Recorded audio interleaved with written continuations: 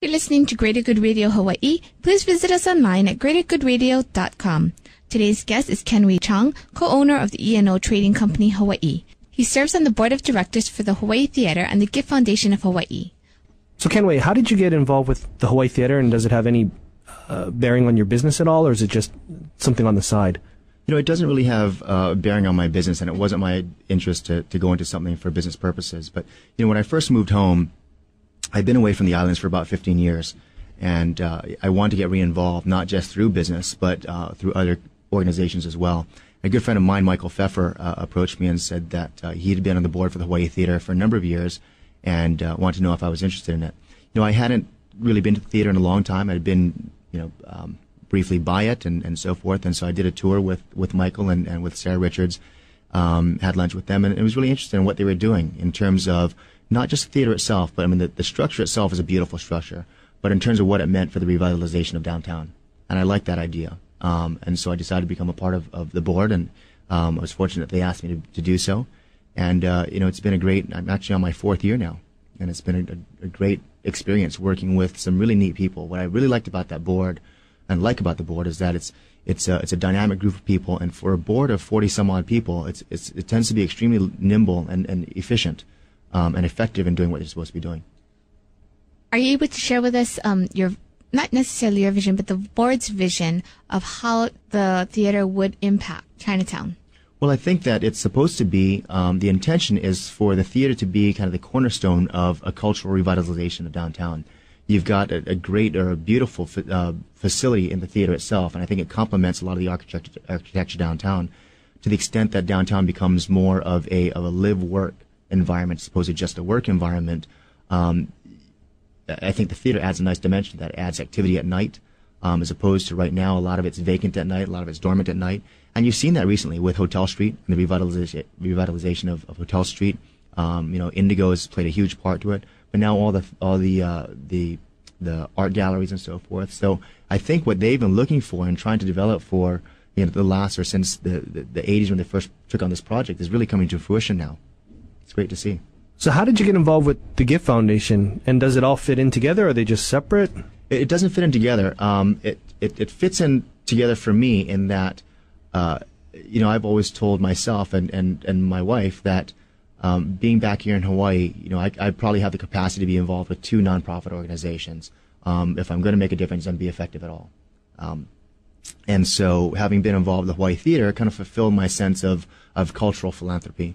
And really the humanitarian side hadn't been fulfilled. And so when BJ Kobayashi and Don Takaki and some of the other founders of the Gift Foundation and at the time Prescott Stewart came up with the idea to start an organization in Hawaii called the Gift Foundation, really where the mission was to focus on youth education and wellness, to me that hit home in terms of fulfilling that yang versus a yin or vice versa.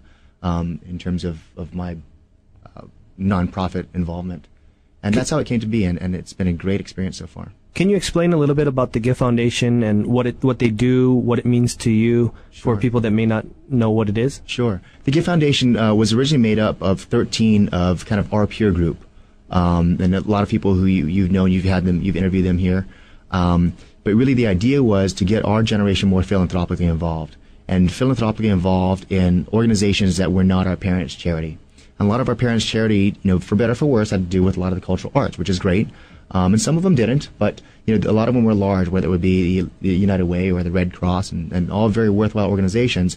But for us as a group, trying to raise money annually for a beneficiary or multiple beneficiaries, we thought we could make a greater impact looking at smaller organizations. So part of our mission was to look at organizations that are youth, education, or wellness related. One of the criteria were that the entity had to be run with the entrepreneurial spirit, in that with a small budget, they could do quite a bit and leverage those resources.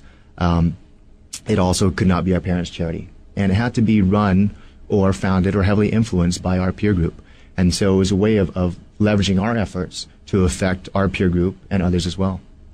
Are you able to share with us a story or maybe an experience, something that really impacted you from giving back to the community and being involved in these foundations? Well, I think that whether it's the Hawaii Theater and seeing some of the shows, the shows, whether it be the shows for children, or the artistic shows. I think it's wonderful to see, but it's also great to see people's expressions as they come out of the theater, and going down to First Fridays and seeing the energy down there and realizing that theater is a part of it. I mean, you've got this huge marquee up there that's beautiful, and it glows at night. It lights up right around Mark's Garage and Indigo, and you see a great bustle down there. And the energy of what downtown is becoming is rewarding to see that, theater, I think, played a large part in that. And then on the Gift Foundation side, I think that to see our peer group wanted to be a part of this. I mean, this year we had a number of people that wanted to be a part of the board, or if not be a part of the board, to just help out with it. And to see them really responding to the call for action of getting involved, I think has been very encouraging. We also see that through the number of organizations that have come to us asking for sponsorship. Clearly, I think the effort and the mission of Gift Foundation has gotten out there. A lot of people see it as a potential source. We try to make it as non-bureaucratic as possible for these organizations. They come and they interview. If we like them, we commit to them.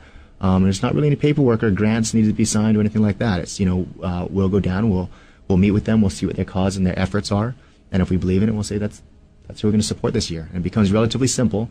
And again, it's trying to foster the entrepreneurial spirit for nonprofits and leverage the resources that we can raise with these people who are involved in these organizations to really make a difference for our community.